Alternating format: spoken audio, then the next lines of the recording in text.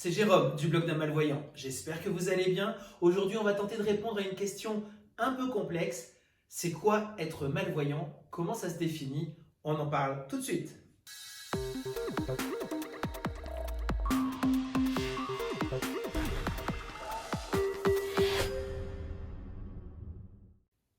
Il y a une question qu'on me pose trop souvent quand j'annonce que je suis malvoyant. Pourquoi tu portes pas des lunettes? Mais si vraiment il suffisait juste de porter des lunettes, je ne marcherais pas avec une canne dans la rue. Soyons logiques, 2 secondes. Alors je me suis dit qu'il fallait vraiment expliquer ce que c'était que la malvoyance et on va le faire dans cette vidéo. On estime qu'en France, il y a en 2021 plus de 2 millions de personnes déficientes visuelles, dont 200 000 non-voyantes. Donc non-voyant, je pense qu'on sait tous ce que ça veut dire, on n'y voit rien. D'accord. Mais 1 800 000 personnes déficientes visuelles, c'est quoi exactement?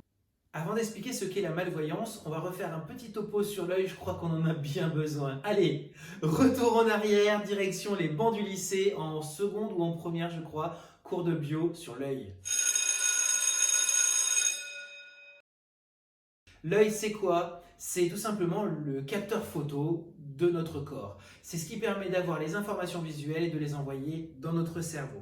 Pour cela, les rayons lumineux arrivent au niveau de l'œil par un petit trou qui s'appelle la pupille, passent ensuite dans des lentilles qui s'appellent la cornée et le cristallin, pour enfin arriver sur la plaque récepteur, la rétine.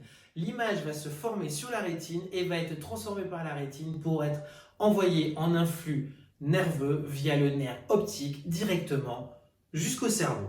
Et voilà, c'est exactement comme un appareil photo, ou plutôt je dirais l'appareil photo, c'est exactement comme l'œil humain, puisque l'appareil photo c'est un capteur, la pupille, c'est des lentilles, la cornée et le cristallin, et enfin un capteur photo, la rétine, tout simplement. On diagnostique qu'une personne est malvoyante en se basant sur 2 critères. Tout d'abord, l'acuité visuelle qui doit être inférieure à 4 dixièmes pour le meilleur des 2 yeux avec correction. Et ensuite, le champ visuel, c'est-à-dire la zone que peut voir l'œil au repos.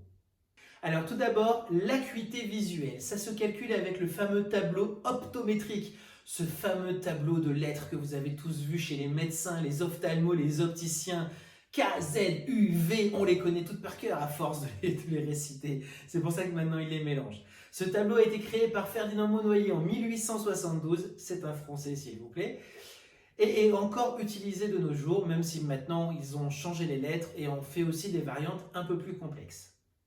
D'ailleurs, en parlant du tableau de Ferdinand Monnoyer, j'ai une petite anecdote là-dessus, je vous en parle à la fin de la vidéo, il faudra suivre jusqu'après le jingle. Alors là, c'est totalement différent, ça se fait chez les spécialistes. Une pièce qui est toute dans le noir, on va mettre sa tête dans une demi-sphère avec le menton bien collé et on va regarder en face de soi une petite loupiote, une petite LED de couleur verte ou rouge. Pour ceux qui arrivent à la voir, parce que moi perso, je ne la vois pas. L'opérateur du service va donc envoyer dans cette demi-sphère des petits flashs lumineux de plusieurs intensités différentes et à des endroits totalement aléatoires au niveau de la demi-sphère. Dès que l'on en voit une dans son champ de vision, on buzz! Ouais. Grâce à ce test qui peut durer un bon moment et qui fatigue beaucoup, je dois le dire, on arrive à avoir ce qu'on appelle le champ visuel, c'est-à-dire les parties de l'œil qui captent la luminosité.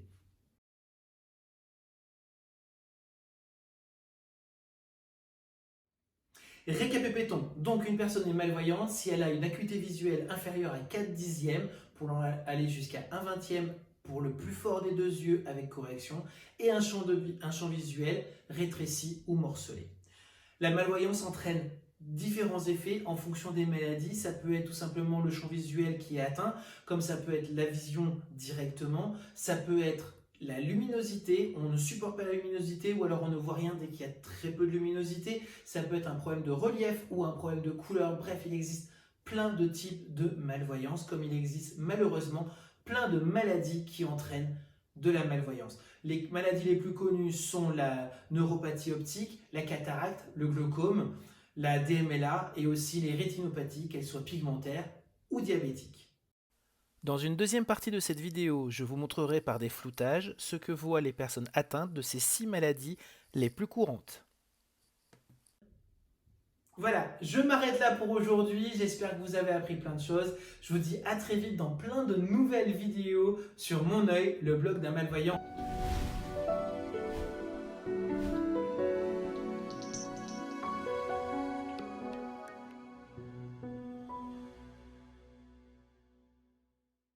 Et je vous avais promis une anecdote sur le tableau de Ferdinand Monnoyer, le fameux tableau optométrique que l'on voit chez les opticiens.